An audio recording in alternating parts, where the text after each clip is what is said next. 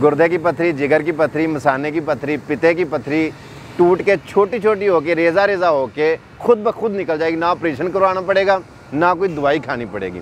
आप हैरान होंगे कि बगैर ऑपरेशन के, बगैर कोई दवाई खाए ये कैसे पथरी खुद ब खुद टूट के रेज़ा रेज़ा होकर छोटी छोटी होकर कैसे निकल जाएगी।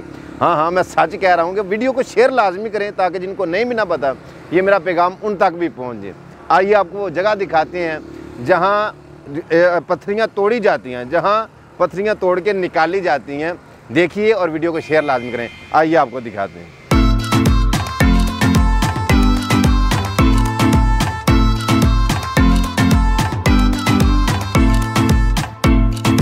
ये ले जी, ये पथरियाँ टूटने का सिलसिला शुरू हो चुका है। ये यहाँ पथरियाँ तोड़ी जाती हैं। ये आप देख रहे हैं, तकलीफ महसूस कर रहे होंगे आप वीडियो में। ये पाकिस्तान है, यहाँ ऐसे ही पथरियाँ तोड़ी जाती हैं। ये जदीद टेक्नोलॉजी है। हम शुक्रिया अदा करते हैं अपने नुमाइंदगान का जिन्होंने हमें ये सहूलतें दी हैं, जिन्होंने हमें जदीद टेक्नोलॉजी से नवाजा है। ये जितने लोग हैं ना, ये कोई वैसे नहीं शौक से जा रहे, ये पथरियाँ तोड़वाने के लिए। ये सच्ची मुच्ची टुट चलियाँ ने पथरियाँ के नाल पसलियाँ भी टुट चलियाँ।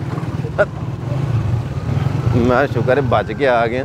और ये पथरियाँ तोड़वाने के लिए आपको मोटरसाइकिल पर या साइकिल पर सफ़र करना होगा, कार पे नहीं इतनी आसानी से टूटती।